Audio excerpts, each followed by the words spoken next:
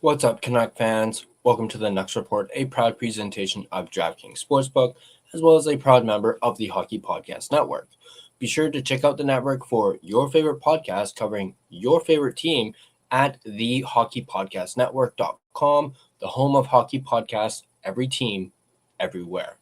It is Friday, December 26th, 2025. I'm wishing you all a very Merry Christmas and Happy Holidays.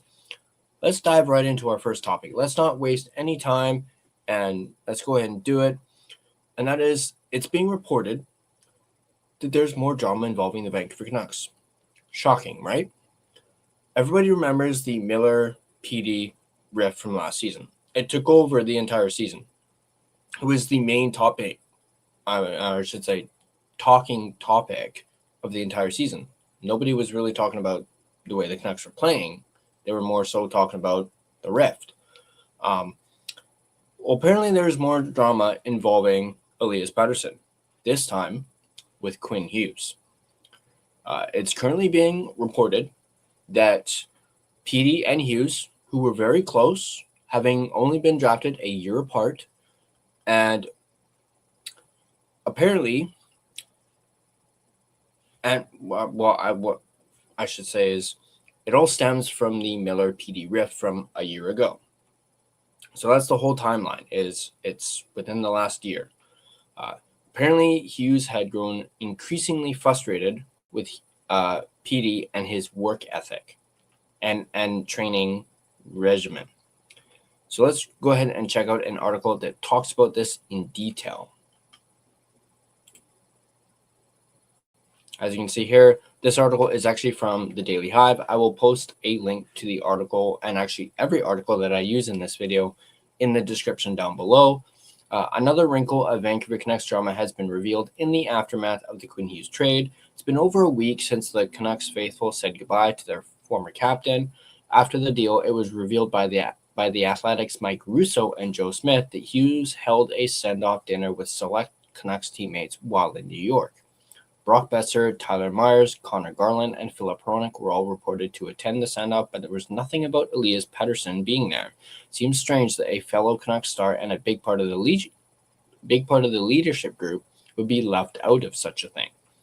The two players grew up in the organization together and went through the same ups and downs throughout each other's careers, yet according to the province's Patrick Johnston, there had been some friction between the two players over the past year or so.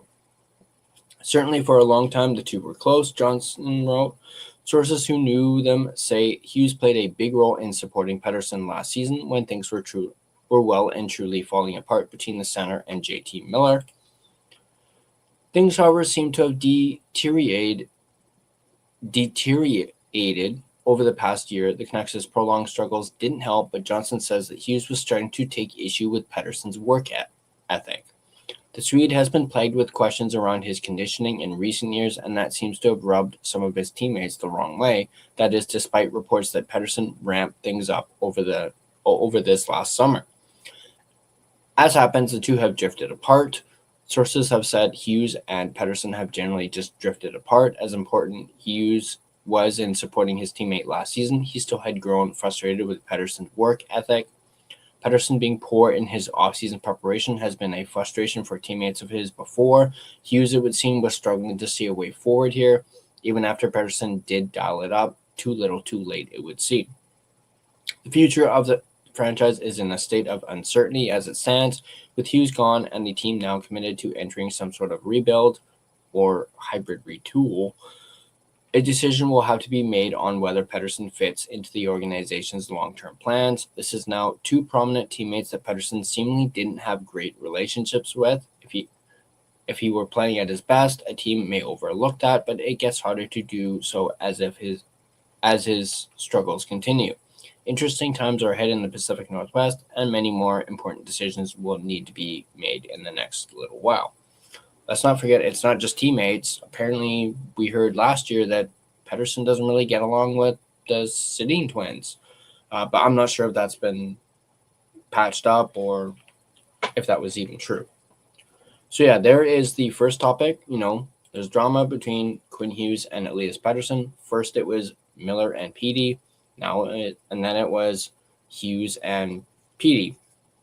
I do have to kind of question this a little bit just because I feel as though it's a little silly. I mean, I kind of think it's nothing, but I'm also a little confused by this too because, as was mentioned in the article, Hughes backed Elias Pettersson last year during his, rift with JT Miller. He was on PD's side. And now he's suddenly flipped the script and, is frustrated with PD's work ethic, which is understandable. And he has every right to be frustrated with it. After all, he was the captain. But we heard all throughout the summer that PD was really ramped up his off-season training. He gained some muscle. And apparently that wasn't good enough for Quinn Hughes. I mean, that's what I'm reading here. But I want you guys to let me know in the comment section down below. What do you guys think about this new drama now between Elias Pettersson and Quinn Hughes? That they drifted apart over the last year? Let me know in the comment section down below. But let's go ahead and continue the Quinn Hughes conversation as let's go over our second topic, which is going to be about the trade offers that the Vancouver Canucks received for Quinn Hughes. Everyone has said that the Canucks got the best offer they possibly could have gotten from the Minnesota Wild, and that's why they took it. But we're going to dive into it and really find out if they actually did by comparing all of the offers, at least the reported offers, and from the 6 teams that were all vying for Quinn Hughes' services. So let's go ahead and bring it up. Actually, I know I just said 6 teams. Technically, it is 7, but I don't really count this first team because I don't think this offer, quote unquote, really got very far. So I kind of omitted it. But it was the Buffalo Sabres offer May, and it's not really confirmed either. So it says the Buffalo Sabres' offer may have centered around Zach Benson and Bowen Byram, who are also 2 BC players. The Canucks have coveted before, but according to Friedman, their offer was not a serious pitch, as was just said there. So that's why I wasn't really reading into the Buffalo Sabres offer. Philadelphia Flyers were speculated about heavily due to the Rick Tocchet connection, but quote unquote didn't have the center, as Friedman put it. Other rumors had the Canucks asking the Flyers for prospect Porter Martone and defender Cam York, but there has been nothing concrete about any specific offer. The New York Rangers were surprisingly in on Hughes, but didn't quote unquote have enough. ESPN speculated that the Canucks had asked for a slew of young players, including Gabe Perreault, Will Cooley, Noah Laba, and the long sought-after Braden Schneider. But in the words of Wisniewski, sorry if I mispronounced that, the Rangers did not want to part with the requisite players to acquire Hughes, whatever that means. Now, this is a little interesting. I'm a big fan of Cooley's. So I would have loved to have had a guy like Will Cooley. So that is very interesting that the Canucks wanted him. And we've heard about the Canucks being interested in Cooley in the past. But let's move on to the next team. One of the teams we've got the most detail on are the Washington Capitals. According to most of the scuttlebutt there, the Canucks were asking for the likes of Ryan Leonard and one or both of the Giant brothers, Alexei and Ilya Protas, but some are saying that the Capitals refused to give up any of the 3.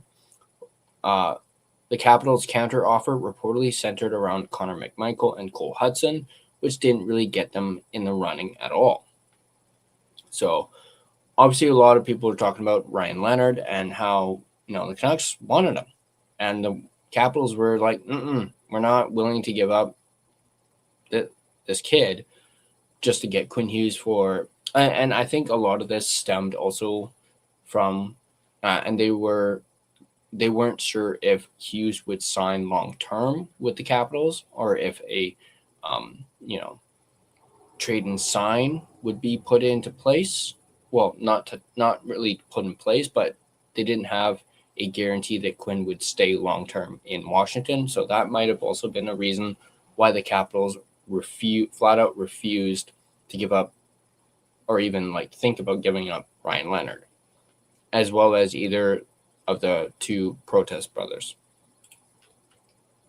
The Red Wings always made sense as a destination for Hughes, who referenced being close to Michigan as a goal of his in the aftermath of the trade. But then we have an idea of what the Canucks were asking for, and it was big. And it was big. Star left defenseman Simon Edvinsson, one of the two young centers, and Nate Danielson and Marco Kasper, recent first-rounder Michael Brantzig-Nygaard, and a first-round pick. Now, this is the first package we've heard that even approaches the actual return in terms of value. Edvinsson is one of the few young left-handed defensemen in the game who could be argued to have a brighter future than Bouillon, though that's a matter of personal preference. Both Danielson and Kasper could be said to have higher upside, albeit less certainty than Rossi. Brantzig-Nygaard is a younger prospect than Ogren and has developed a bit better post-draft. The Detroit first-round pick will probably end up higher than the Minnesota one as well. From a certain perspective, this offer could be seen as better than the Wild's. Really, it's a bit of a toss-up. It largely comes down to that preference being a more offensive young defenseman in Bouillon or a more all-round talent in Edmondson. In any case, however, it's a bit of a moot point as the ESPN reports that the Wings balked at a portion of that package. If we had to guess, that portion was very likely Edvinsson. Let's move on to the next one. The Carolina Hurricanes are one of those teams that seem to be in on everything, so it was no surprise to hear their name mentioned. Friedman finds their side of the story interesting because when it came to their offer, a few sources indicated Vancouver looked hard at it. Friedman even describes the Hurricanes as the front runners until Minnesota showed up. Friedman speculates that this must have meant the offer included young left-handed defenseman Alexander Nikishin, and it's hard to dispute that claim. There's really no other piece in the Carolina system that would have made them the front runner aside from Nikishin. Like Edvinsson, Nikishin is one of the few younger left-handed defensemen out there who could be said to be a more valuable asset than Bouillon. Again, that's more a question of personal preference, but Nikishin was considered one of the best players outside the NHL before making his debut in the playoffs last year, much like Bouillon. One has to imagine that BC-born center Logan Stankoven was part of the offer too. A combination of Nikishin and Stankoven, perhaps supplemented with some picks and prospects, should have been enough to grab the Canucks' attention. That is until Minnesota grabbed more attention, perhaps because of the quality of the sweeteners in Ogren and a first, or perhaps because they preferred Bouillon and Rossi to Nikishin and Stankoven, which is a reasonable conclusion, if not an automatic one. There will be some who prefer a Nikishin-centered package due to his size and physicality. There are definitely those who prefer Stankoven due to his local ties, but given the actual NHL numbers thus far, it's not too tough to see why the Canucks chose to go with Bouillon and Rossi as the centerpieces instead. Krajcek and Wisniewski mentioned a brief Hughes for Nico Hischier conversation that went nowhere. Friedman mentions a package centered around young right-handed defenseman Simon Nemec and probably center/winger Dawson Mercer. Krajcek and Wisniewski, sorry if I butchered that again, reported that Vancouver wanted Anton Silayev, the 6'7" left-handed defenseman drafted 10th overall in 2024, and a first-round pick attached to that package. What we don't know is whether or not New Jersey was willing to do that. Both ESPN and Sportsnet agreed that the Devils were ultimately unable to clear the salary cap they needed to accommodate Hughes due to the preponderance of no-trade clauses on their roster.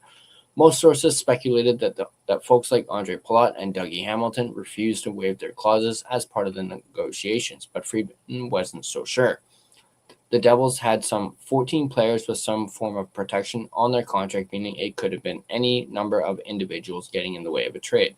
In any case, the Devils fell out of talks as a result, and the Wild's offer still stood alone as the clear-cut winner. On its own, that offer does compare quite well to the Wild return, though the Canucks probably preferred a left-handed defenseman in a Hughes trade to a right-handed defenseman. Nemec is one of the best young defenders in the sport, and at least in the same realm of value as Bouillon. Skipping ahead a bit, Silyev is probably considered a stronger prospect than Ogren, and the Devils' first could end up higher than Minnesota's. But the big gap here is in Mercer to Rossi. At this point, it's tough to call Mercer a de facto NHL center, and his future seems more likely on the wing. He's also just been a lot less productive than Rossi of late. Seems most reasonable to conclude that Bouillon, Rossi, Ogren, and a Minnesota first at least edges out an offer of Nemec, Mercer, Silyev, and a New Jersey first, and that's without considering any of the cap clearing complications. It also seems reasonable to conclude that the Minnesota package also outvalues the theoretical Carolina package of Nikishin and Stankoven, prospect, and a first. It's closer there and more up for debate, but there's a reason the Canucks quickly took a preference for the Minnesota offer when it hit their table. The only offer even talked about that had the potential to outdo the Minnesota package was that Detroit package of Edvinsson, Casper / Danielson, Brandzik, Nygaard, and a first. But then that's more of a coin toss in a head-to-head matchup with Bouillon, Rossi, Ogren, and a first. And in any case, the word is that Detroit turned down that ask anyway. In other words, from everything we've seen and heard, it seems fair to say that the Canucks probably could not have done any better in a Hughes trade than they actually managed to do so. Many said that the Canucks' priority here had to be absolutely maximizing on Hughes' trade value, and it would appear they have done so. So, after hearing that, let me know in the comment section down below what you guys think. Do you guys think the Canucks got the best offer possible for Quinn Hughes, or do you think there was an offer out there, perhaps from a team not included on this, that outdid the Minnesota offer? Let me know in the comment section down below. All right, I'd like to take a second to thank the sponsors of this Nucks Report. First up, we have we have none other than DraftKings Sportsbook. The jaw-dropping moments that make hockey, well, hockey. Experience them all with DraftKings Sportsbook, an official sports betting partner of the NHL. Missouri listeners, listen up. DraftKings Sportsbook is now live in the Show Me State. New customers, this one's just for you. Bet just $5, and if your bet wins, you'll get $200 in bonus bets instantly. Download the DraftKings Sportsbook app and use code THPN, that's code THPN, to turn $5 into $200 in bonus bets if your bet wins. In partnership with DraftKings, the crown is yours. Gambling problem? Call 1-800-GAMBLER. In New York, call 877-8-HOPE-NY or text HOPE-NY, which is 467-369. In Connecticut, help is available for problem gambling. Call 888-789-7777 or visit ccpg.org. Please play responsibly on behalf of Boot Hill Casino and Resort in Kansas. Pass-through of per wager. Tax may apply in Illinois. 21 plus age and eligibility varies by jurisdiction. Void in Ontario. Restrictions apply. Bet must win to receive bonus bets, which will expire in 7 days. Minimum odds required. For additional terms and responsible gaming resources, see dkng.co/audio. This is a limited time offer. Copyright of the NHL 2025, all rights reserved. I want to thank my secondary sponsor, Gassy Jack Art, maker of that fine artwork that you always see on display behind me, as well as right here in front of you. Go ahead and check them out at gassjackart.com. Now, our third and final topic is about Evander Kane's trade value. Obviously, the Canucks are going to be at some point trading Evander Kane, or at least trying to. We heard Rutherford and Alvin say that they are focused on trading away all of their veteran UFAs. So remember how before it was just veterans. Well, now, they are focused on the veteran UFAs, which means Kiefer Sherwood, Evander Kane. So I get, at least in my opinion, that kind of rules out Connor Garland and takes him off the block, which I'm totally okay with, because I still feel as though we need to keep Connor Garland, and that's just a personal preference of mine, as I absolutely love Connor Garland. So what really is Evander Kane's trade value? What is he worth? What can the Canucks even get for him? I mean, he's almost 35 years old. He hasn't been all that great here with the Canucks this season. I would say he's been, middling. He's got some baggage with him with his past off-ice antics. You're not going to be getting the same level of trade value for Evander Kane that you would say, or that you would get for, say, Kiefer Sherwood. He's not going to go for a first or second round pick, at least in my opinion. What I should say is Kiefer Sherwood is very likely to go for either a first or second round pick. Evander Kane isn't going to fetch you that. And that's just me being realistic on that. Kane may not even fetch you a third round pick at this point. Best you might get could be a fourth, maybe even a fifth. A fourth round pick is, of course, what the Canucks gave up to acquire Evander Kane six months ago. And if you want to be technical, technically, the Vancouver Canucks acquired Evander Kane for Vasily Podkolzin because we traded the pick we acquired in the Podkolzin trade to get Evander Kane. So essentially, we traded Podkolzin for Kane. We'll touch on Podkolzin a little bit later, but let's take a look at this article that talks about his trade value. After finally using the word rebuild to describe the Vancouver Canucks, Evander Kane is a obvious player for Jim Rutherford to trade, or will Patrick Allvin be allowed to make this deal? A little cheeky comment there. I like it.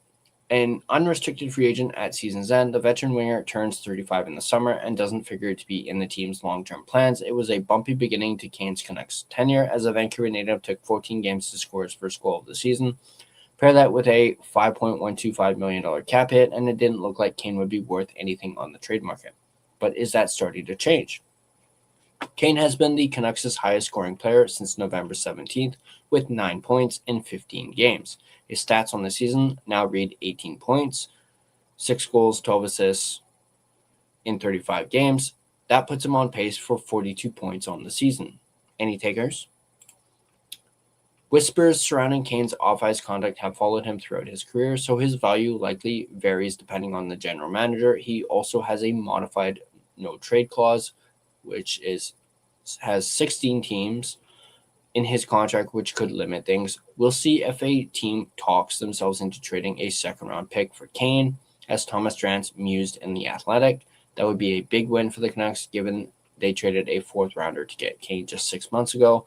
Mason Marchment, who has posted similar numbers to Kane, recently netted the Seattle Kraken a 2027 second-round pick and a 2026 fourth-rounder in a trade with the Columbus Blue Jackets.